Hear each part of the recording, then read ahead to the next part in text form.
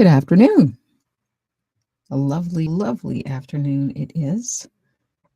We are having glorious weather. And I am happy to report, as we were praying for my father this morning, that the surgery was, in as much as it could be today, a success. And that does not mean there will not be further procedures in the future.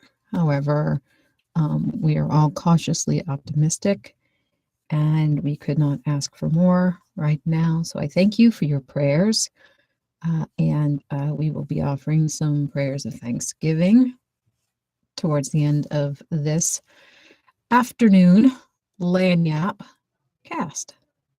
This is fun. I don't usually get to do this in the afternoon, nor do I usually get to mostly focus on news. So this is fun. But I did say I would come back because for all the time that I spent pulling together all those stories, I hated to just kind of see it go to waste. So anyway, it's good. We're having a great day. We made it to morning mass and then an impromptu grocery trip. And we are starting to prepare for tomorrow's festivities. Another birthday in the house. We get to celebrate this 11 times a year. But this one's really exciting because it's the baby's birthday. And she's not much of a baby anymore. She's turning 3. So anyway, she's very excited. But please do not tell her that she is still 2. Apparently, this is causing her much distress today. I don't know if she thinks she's 3 and she's turning 2 tomorrow, or if she just doesn't want to be 2. I'm not quite sure what's going on in her head, but she's going around asking people, am I 2? And when you say yes, and she just kind of crumples on the floor and cries. And she's doing that a bit more lately. I'm seeing more tantrum-like activity from her now, right on the cusp of 3, than I ever saw for the first 11 and a half months of 2. So unusual. But anyway, she is absolutely adorable. She's looking forward to tomorrow. We've got the ice cream. We've got the cake for gluten people. The discount grocery happened to have a layered Sara Lee double chocolate cake. Now, of course, I'm sitting here trying to eat Whole30, or mostly Whole30. You know, if I'm really good during the day, I might give myself a glass of wine at night or something, but I'm trying to pretty much stick to Whole30, get my insulin levels down. And not that I have a problem with that, but you'd have to, if you're familiar with the whole theory behind Whole30, you know what I'm talking about. I do not have diabetes or any insulin issues. I'm just talking in general. It brings down your insulin and brings down your inflammation, so on and so forth. Anyway, I'm trying to do that. It helps me drop a little weight too. Then we have a great trip coming up. So that's always a good excuse, right? And so anyway, there's that double layer chocolate Sara Lee cake sitting in my freezer, calling my name. So I don't know what I'm going to do about that tomorrow. We will see when the time comes. Okay, so we've got news stories. I went ahead and pulled some current stories from today. I have some stories that I pulled from yesterday, and I'm keeping them because I do not watch network news. When I watch network news, I notice they all seem to talk about the same things. And it's generally nothing what I would like to talk about. And sometimes I think it's not a whole lot of what people want to hear about. So I like to cover the different stuff. But of course, there is going to be, you know, there are going to be certain stories you just cannot get away from. You know, the big tragedies like the California shooting. Obviously, I'm going to talk about that. But in any case, I've got also some of those stories that you might not be hearing about. And those are sometimes fun, sometimes disturbing, sometimes obnoxious, but anyway, they're entertaining regardless. Okay, so let's open up with, I'll do more recent news. We're going to start with California. Oh, there's my sweet husband. Hello, dear. I'm talking to myself right now, but now I'm talking to you, so it's all good. We're going to open up talking about California. I reported this morning that there were 13 dead. 13 dead in the fire. When a Marine opened fire. I'm looking at the news story and it's saying fire, so I'm like, fire. When the Marine, he was an ex-Marine, I believe. Looking for his name. He shot himself. He shot himself at the site. He stepped into the bar around 11:20 last night and just began shooting. Bar patron Taylor Whitler told Fox News he looked like he knew what he was doing. He had practiced. He had perfect form. Frightening, but he was a Marine, so of course he knew what he was doing.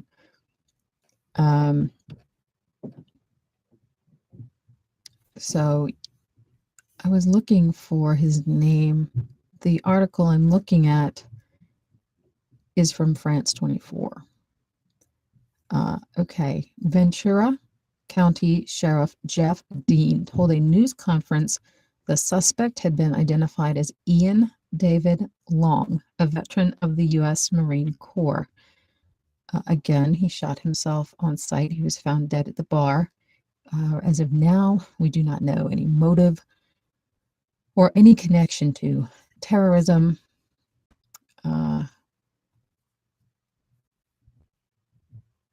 Dean, that is the Ventura County Sheriff, Jeff Dean. Dean said his department had, quote, several contacts with Long over the years for minor incidents, including a traffic collision and in 2015 when he was beaten up at a local bar. He had the authorities called to his place earlier this year, sometime in April, for a disturbance. They noted that he was acting a little irrationally. Well, don't we all? Don't we all, right? So if you've ever been in a traffic collision or acted irrationally, they're watching you. It's suspected, perhaps maybe, I guess there are some who thought he might have been suffering from PTSD, post-traumatic stress disorder, which with his being a Marine, very well could have been the case. PTSD is pretty wicked. Hello. Hi. Hi. I wasn't you were doing it. I'm doing news. You come say hi? This is Gilbert. Come say hi. Say hi. Hi. This is news with Celeste and Gilbert. Celestial Musings with Gilbert. So this next story I have. Can I eat lunch now? Yes, you can eat lunch. Thank you, Mom. And then you go right back to what you were doing. Okay? Yes. What I have left on that page is reading. Reading. Good. And spelling. Okay. Read your story with David. Okay. Great. But that's leaving already. Oh, yeah. Okay. Good afternoon, Mr. Adair. I see you joined up. All right, so we're talking about the California shooting in Thousand Oaks at the bar. I did not catch the name of the bar, but I'm sure it's out there. I probably just skipped over it, or if I said it, it was just kind of one ear, not the other, right? Okay. The Daily Caller, this is really sad. The headline to this story, this is written by Will Rack, or Racky, R-A-C-K-E, Will Rack. We'll go with Rack. The immigration and foreign policy reporter. He says, according to a witness, 50 or 60 people at Thousand Oaks bar shooting also survived Las Vegas massacre. You talk about PTSD. They say this ex-Marine had it. I think these people are going to have it too. Oh my gosh, could you imagine? You survive the one massacre, and what? We're not that much over a year after the Las Vegas massacre. Yeah, it's pretty wicked. Nicholas Champion told CBS News that he and probably 50 or 60 others inside the Borderline Bar and Grill had also attended the Route 91 Horrors Festival in October 2017, where a gunman killed 58 people and wounded nearly 500 others in the worst mass shooting in U.S. history. You know, you don't hear a whole lot about that one. They kind of dropped the coverage on that pretty fast. At least to me, have gotten more answers than we regarding that particular shooting. Champion continued, "It's the second time in about a year and a month that this has happened," Champion said. "It's a big thing for us. We're all a big family, and unfortunately, this family got hit twice."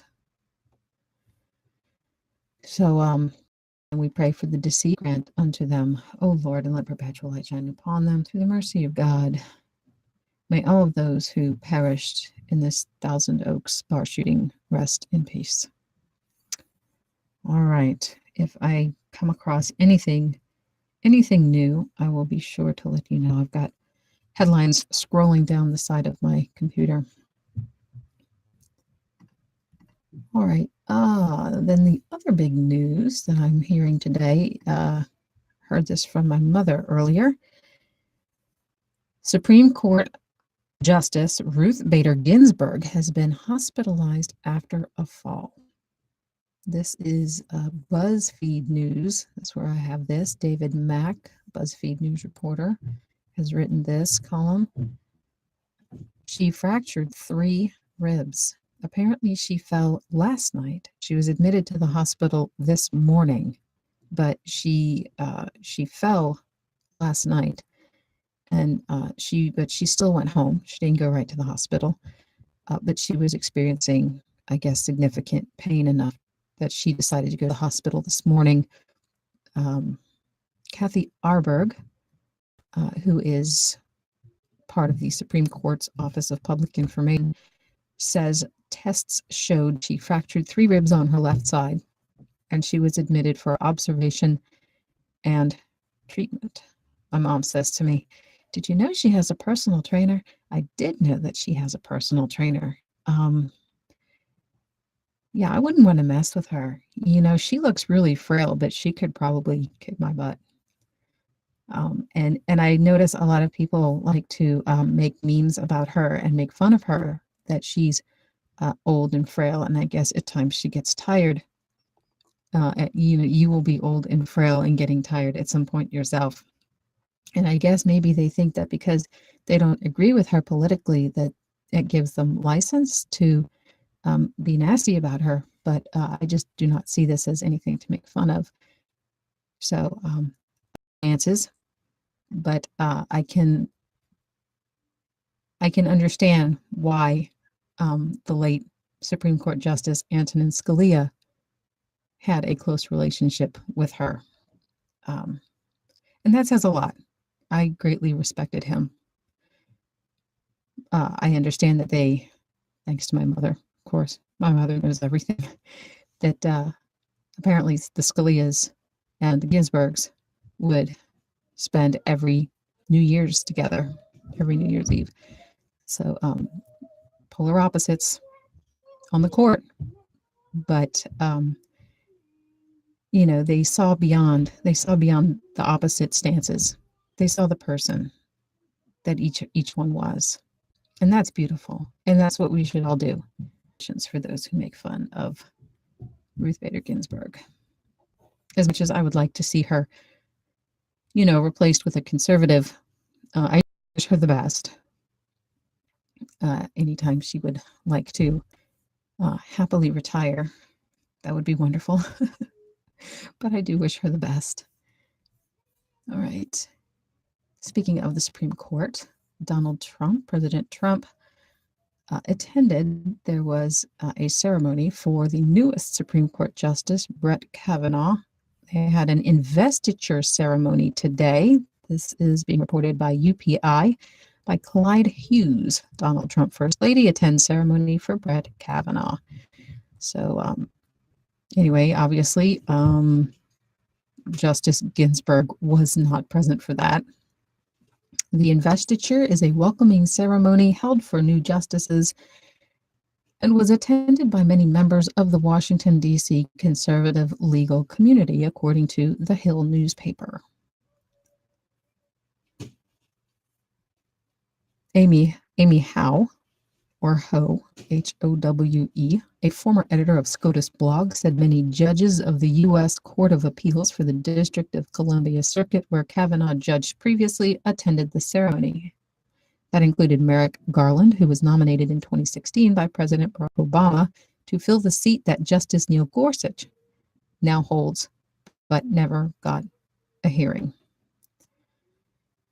So on and so forth. So anyway, again, congratulations to Justice Kavanaugh. And sticking with the president, this was interesting that I saw last night. I normally don't keep abreast of, the Trump did this, Trump did that. And but there were some interesting things yesterday. One of them was I was going to talk about Jim Acosta, but then I saw this one that I didn't get to mention. The Catholic World Report is reported yesterday. Trump administration announces new conscience exemptions for contraceptive mandate. Hallelujah. This is wonderful. Let's get rid of that contraceptive mandate. This is written by, it doesn't say. All right. This is written by mystery CNA writer. The Departments of Health and Human Services, Treasury, and Labor released 2 updated rules concerning conscience protections for organizations and individuals in relation to the HHS contraception mandate. Under the new rules, organizations and individuals objecting to the controversial mandate's provisions on either religious or moral grounds will be exempt. That is stupendous. Very good. Well done. Thank you for keeping your word. According to a press release from HHS, the new rules, quote, provide an exemption from the contraceptive coverage mandate to entities and individuals that object to services covered by the mandate on the basis of sincerely held religious beliefs.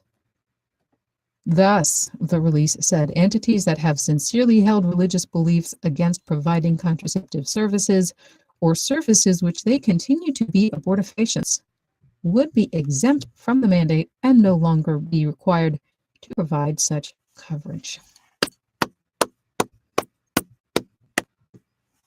How long have we waited to see this day?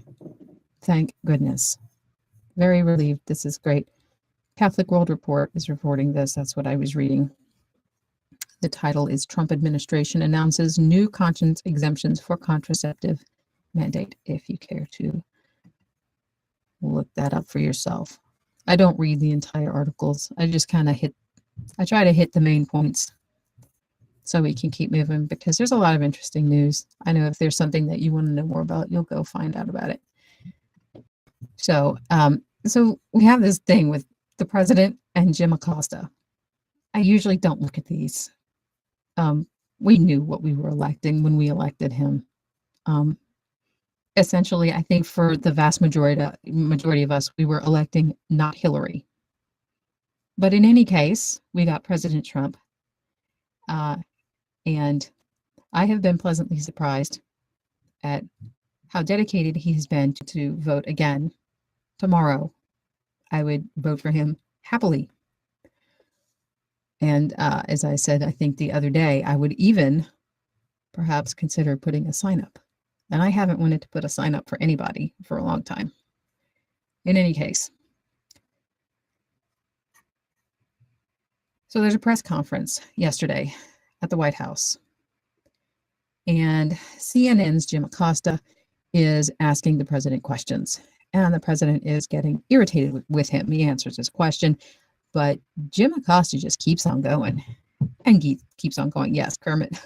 My husband says, of course, they should get rid of the mandate altogether. Yes, they should get rid of the mandate altogether, and they should get rid of the entire package. I mean, absolutely. But what are you going to do? What are you going to do? and with the Democrats taking control of the House, well, that's not going to happen. And, we've had a chance to get rid of Obamacare, and we didn't. So if the Republicans are losing seats in the House and the Senate, I'm just going to say they just brought that on themselves. The president may be a Republican, and there may be Republicans in the House and the Senate. So anyway, there's Jim Acosta. And he just keeps asking questions and asking questions. And the president gets really irritated with him and says, just sit down. And supposedly, the story goes that when the intern tried to get the microphone from Mr. Acosta, that he put his hands on her somehow. And the president absolutely went loose on him. So I was going to play the audio. I hope it comes through. We will see if it does. Let's see how this goes. Because I thought this sounded really interesting. I mean, president just let him have it. And then, because you're going to be listening and there's going to be another voice, then an NBC reporter or correspondent stands up. President wants, he wants to keep the microphone moving. So the NBC one stands up. And before he asks his question, he puts a word in positively for Jim Acosta. So then the president lets loose on him to the effect like, I never liked you anyway either. It's like, wow. I mean, just total drama. If you ever looked at my personal Facebook profile picture, it's a picture of Vladimir Putin eating popcorn, like he's watching a movie. And that is intentional. I did that when Trump was elected because I knew it would be 4 years of just crazy. It's like sitting back and watching a flick. You can't believe this is really your country, but it is. So like I said, we knew that what we were electing. But there's Trump the person, and then there's Trump the president. So, all right, here we go. No, it's not. This is an ad. It didn't do this for me last night. Those booger ads. Here we go. Okay. That's not an invasion. Honestly, I think you should let me run the country. You run CNN. All right. And if you did it well, your ratings Let me would be ask, much better. if I may Okay, ask that's one other enough. question, Mr. President, if I may ask Peter, one go other ahead. question, you worried? That's enough. That's Mr. enough. President, That's I was enough. going to ask one of the other folks. who That's had- enough. Pardon me, ma'am. Mr. Excuse President, me. That's enough. Mr. President, I have one other Peter, question, let's if go. I may ask, on the Russia investigation. Are you concerned that you may have? I'm not concerned indictments- about anything with You the may have Russian indictments coming down. investigation because it's a hoax. Are you, That's enough. Put down the mic. Mr. President, are you worried about indictments coming down in this investigation? Mr. President, I'll tell you what, CNN should be ashamed of itself having you working for them. You are a rude, terrible person. You shouldn't be working for CNN. Go ahead. I think that's You're unfair. a very rude person. The way you treat Sarah Huckabee is horrible. And the way you treat other people are horrible. You shouldn't treat people that way. Go ahead. Go ahead, Peter, go ahead. In Jim's defense, I've traveled with him and watched him. He's a diligent reporter who busts. Well, I'm not a big fan of yours either, so I understand. to be honest. So let me ask you a question, if I can. You repeatedly You are the best. Mr. President, you repeatedly over the course Okay, of just sit down, please. CNN does a lot. You are the enemy of the people. Go ahead. Wow. Before he lets loose on him, you could tell he's getting supremely irritated. And he actually walks away from his microphone, kind of walks away a few paces, like, I guess, like he's trying to get his temper down before he actually, I guess he's trying to measure his speech before he opens his mouth, right? So anyway, that was something else. So they have revoked Jim Acosta's press pass. They have suspended his credentials. So my phone is doing goofy things. If the Facebook feed stops and goes out, we do have the YouTube feed up and going. So my phone's doing that goofy thing where it just starts wanting to close the same app over and over again. I'm not sure why. So anyway, White House, this is Washington Times by Dave Boyer. The White House suspended the media credentials of CNN reporter Jim Acosta on Wednesday night, citing his absolutely unacceptable conduct for tussling with a White House intern at a presidential press conference earlier in the day. So, so they did that. And then there's a congressman who says, oh no, it was all a setup. That was today. That was today's news. Looking to see.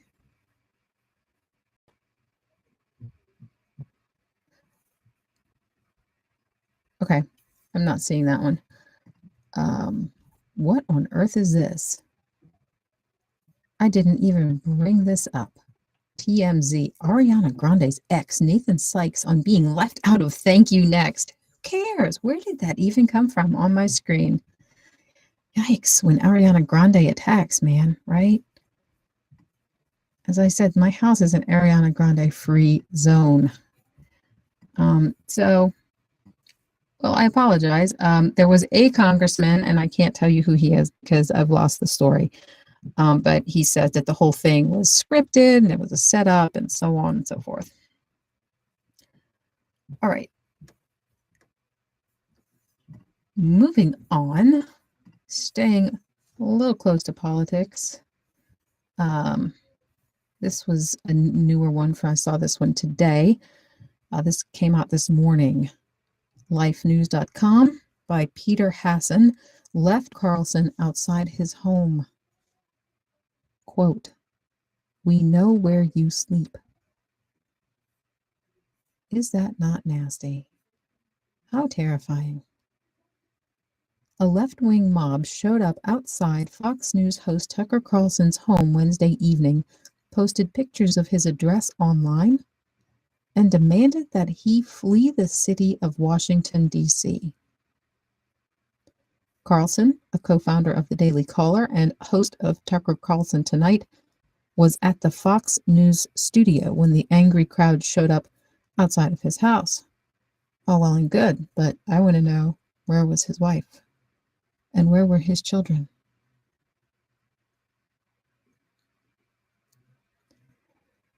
At least one of the protesters went all the way up to Carlson's front door, where they left a sign with his family's home address written on it and rang his doorbell. Video the group. I don't know if that should say video of the group. Perhaps this is a typo in the news article. It just says video the group. So we'll say video of the group. Smash Racism DC. So apparently racism is not okay, but terrorizing a family is okay. Okay, I see how this works.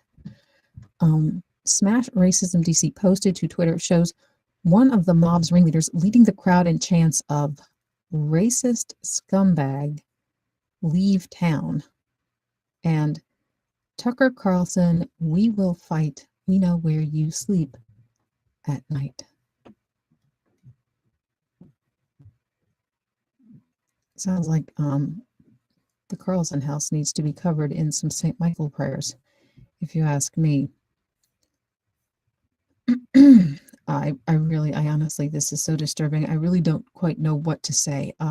It says that the Carlsons have 4 children. This is not okay. This is not okay. As the president says, you don't treat people like.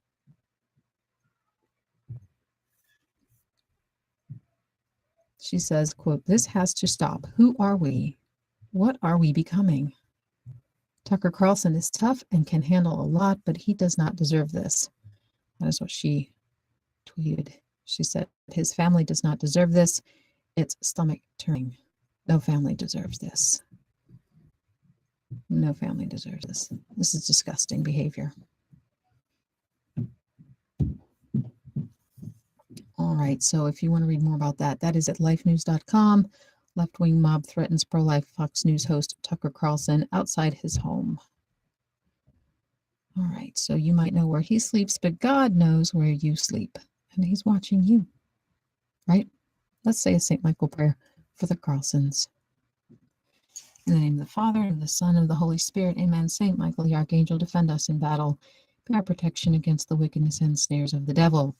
May God rebuke him, we humbly pray. And do thou, O Prince of the heavenly host, by the power of God, thrust into hell Satan and all his evil spirits who prowl about the world, seeking the ruin of souls. Amen. All right. On the other side of the world, this was another breaking story today. 13 people killed, injured in an explosion near a restaurant west of Mosul. We don't hear too much about the goings on the other side of the world since the major battles with the Islamic State subsided. But this is still going on. 13 people enjoying their lives, going about their day. Let's go get something to eat, sitting at a table, talking, chatting, eating, drinking, having a nice time, and blown up. Car bomb west of Mosul.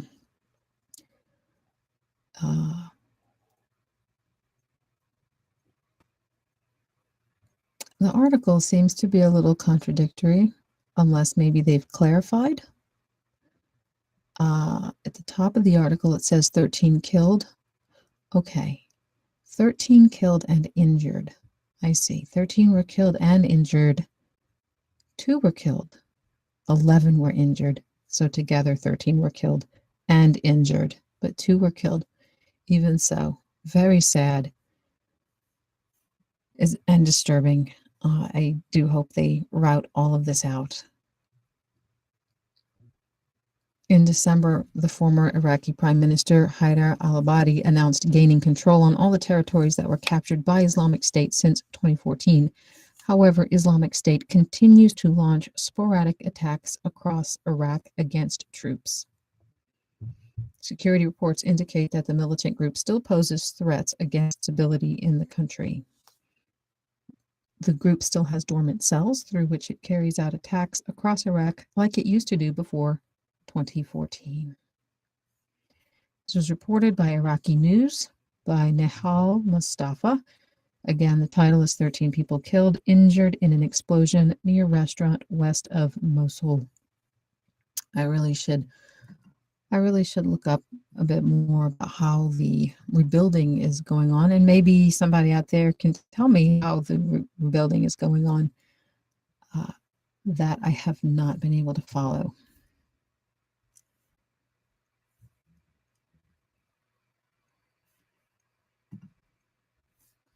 CNN reporting. This was interesting. This was one of those good, not so good reports. Yoga and meditation on the rise among U.S. adults and kids. Well, on the plus side, maybe they're getting away from the screens a bit more. And that's a good thing, said the lady broadcasting onto a screen.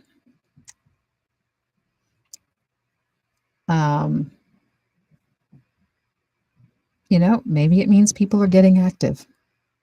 And maybe it means people are being more introspective. Maybe they're thinking of more spiritual things. Hopefully they're not meditating on their navels, but they very well might be if they're doing yoga. The article says more Americans are turning to forms of complementary medicine such as yoga, meditation, and chiropractors, according to the Centers for Disease Control and Prevention's National Center for Health Statistics. Well, I've got to say, I've seen a chiropractor. I have seen chiropractors on and off since 2007. And right now I am in one of those off seasons. I am not seeing a chiropractor right now because I have no need to. Generally, my need to see a chiropractor has been directly tied to gestating a baby. So I am not seeing a chiropractor, nor do I feel like I need to.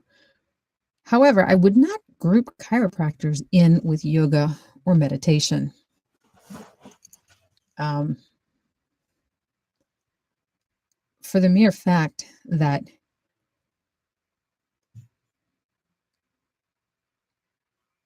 gosh, I mean, I'm just thinking of all the differences. You know, chiropractors, they actually go to school. They go to school. They are doctors of chiropractic medicine. This is a physiological thing that they're doing. They're treating people. They're diagnosing. They're coming up with a plan of treatment. They're treating, and so on and so forth. Like chiropractors function as doctors. Yoga, not so much. Yoga's is either going to be grouped in, you know, for those who do not partake of the spiritual aspect, though some would argue, and I would agree, you cannot take the spiritual completely out of the yoga. You just can't, as much as you'd like to. Well, it's just stretches. Well, but the stretches were designed with a certain idea in mind.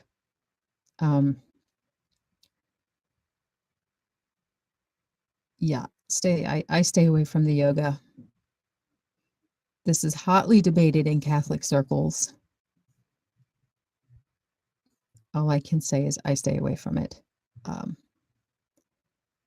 And then there's meditation.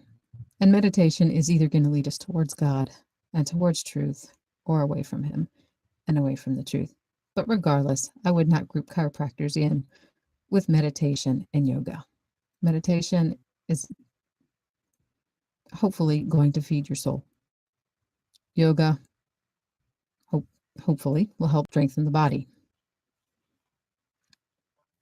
But the chiropractor is actually to fix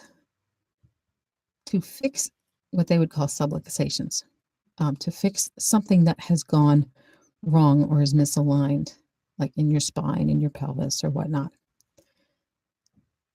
So in any case, I would not call yoga or meditation a complementary form of medicine.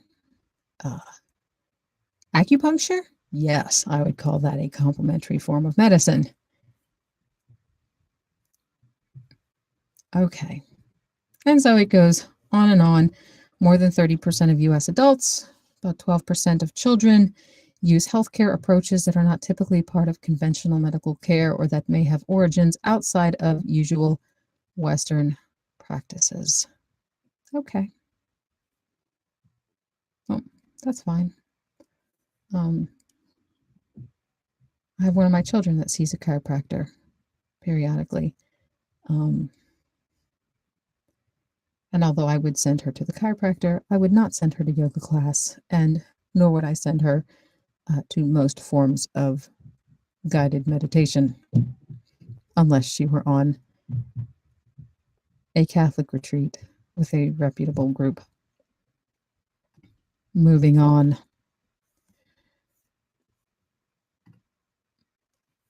I have one story that's just purely obnoxious, but I'm trying to save it. Purely obnoxious. I'm going to take a break in just a moment as well. This was interesting. Another CNN story. French bishops launch independent commission on sex abuse in Catholic Church. So France is getting in on the action. French bishops have announced plans to establish an independent commission to look into the sexual abuse of minors within the Catholic Church, dating back as far as 1950. I will be curious to see how the numbers play out, especially like just what percentage of the clergy, and I don't know if we'll ever know these numbers truly, but what percentage of their clergy are involved versus the percentage of our clergy. Just if there's some kind of cultural, societal something that would maybe make, one nation's problem be worse than another. As far as I know, the French church has not had as many problems as we have, but maybe they have and we haven't heard about it. We tend to be a bit USA focused over here, which when I didn't realize until I actually spent time in France when I was 16 and 17, and I spent a month there each time. once after my junior year, once after my senior year. And I always noticed when I watched the news, their news was they just covered news all over the world.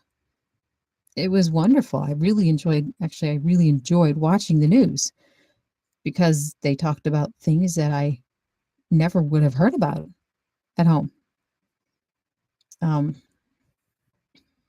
So anyway, let me see if I can figure out who wrote this. Ewan McCurdy wrote this for CNN. French bishops have announced plans to establish an independent commission to look into the sexual abuse of minors within the Catholic Church, dating back as far as 1950. The appointed panel would seek to understand the reasons which led to the way these cases were handled by the Church, the Conference of French Bishops said in a statement on Wednesday.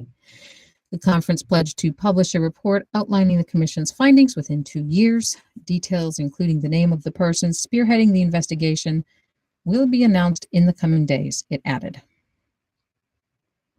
The statement came as French bishops held their plenary assembly in the Holy French city of Lourdes, where they received support from Pope Francis, according to Vatican News. In the message signed by the Cardinal Secretary of State, Pietro Parolin, the Pope encouraged the bishops to, quote, continue to implement a zero-tolerance stance against sexual abuse committed by members of the Church. Okay. Good for France. I am looking at the time. I'm going to have to scoot very soon. I am not going to get to the Harvard stories. I'm going to save the Harvard stories because the Harvard stories were something else. So let's go back to the obnoxious story that we're going to end with from the Huffington Post. I know. That's obnoxious enough, isn't it? Huffington Post. Weird news. Isn't it all weird news at the Huffington Post? By David Moy. 69-year-old Dutch man attempts to legally lower his age to 49. A 69-year-old man in the Netherlands wants to prove it's legally possible to be as old as you feel.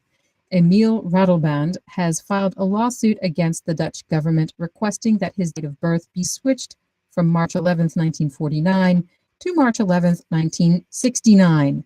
Radelband, a media personality and motivational guru specializing in self-awareness, compares his attempt to turn back the clock to identifying as transgender. Quote, "We live in a time when you can change your name and change your gender.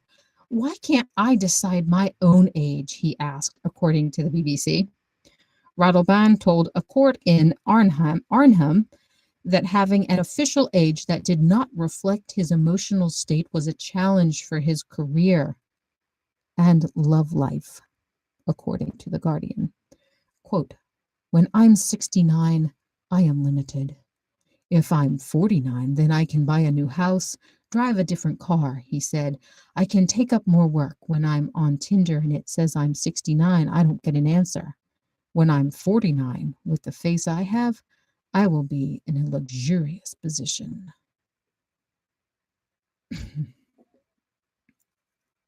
I want to see him tell that to the Lord, right, on Judgment Day. But I'm in a luxurious position. Oh my. Radelband told AFP that telling his real biological age to a prospective date was cramping his style. Quote, "I feel much younger than my age. I am a young god. I can have all the I can have all the girls I want." Disgusting, right? "I can have all the girls I want, but not after I tell them that I am 69, Radelband told the news agency. "I feel young. I'm in great shape. And I want this to be legally recognized because I feel abused, aggrieved, and discriminated against because of my age." Radelband said that in exchange for being legally younger, he would agree to renounce his pension.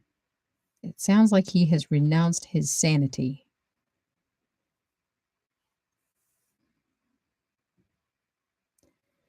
The judge acknowledged Rottlebound's argument, noting that the law does allow people to change their gender. However, he also noted that allowing people to change their birth date would mean legally deleting part of their lives, according to the Telegraph. Well, isn't that what you're doing when you're changing your legal sex, right? Why is it okay to legally delete one part of your life, but not legally delete another part of your life? It's a mess. We live in crazy, crazy times. The ruling is expected within 4 weeks. Seriously, he could have written, it could have been issued in one sitting in 3 words. Are you insane? But, you know, the man is simply pointing out what we have come to as a culture. If we can do this, why can't we do that? Well, then why can't we do this? And then why can't we do that? I do not know why it's not okay to just feel like you're 49, why the government has to acknowledge that he's 49. But obviously the man thinks that he is a young God. Obviously, he thinks that the government is God because he's looking to the government to make all this better for him. I honestly don't know what to say. It's obnoxious and ridiculous. Okay, so that was from the Huffington Post. If I ever come upon the ruling or the results of this, I will be sure to let you know. Yes, the first effect of not believing in God is that you lose your common sense. G.K. Chesterton. Thank you, Mr. Kermit Youngblood.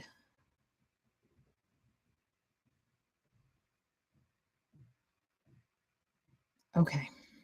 I am now on my way out because the young prince's piano lesson is about over, and I have a French lesson to deliver. I tutor French. Actually, I'm just tutoring French pronunciation, which is fun, really fun for me. So I tutor the piano teacher with French pronunciation. So anyway, I had intended to do more. I always overestimate the time that I have available to myself. One of these days, I'm going to get it straight, but that's why this is more of a hobby or apostolate. We'll go with apostolate than it is a job, but I enjoy it. And unlike a job, I certainly do not have the pressure with it that I would otherwise have. I do it because I love it and I enjoy sharing the news and the faith, and it's all good. So I wish you all a blessed afternoon and evening. The rest of the stories, well, they'll just have to wait. Thank you for joining, and may God bless you, God keep you, God love you, I love you, and goodbye.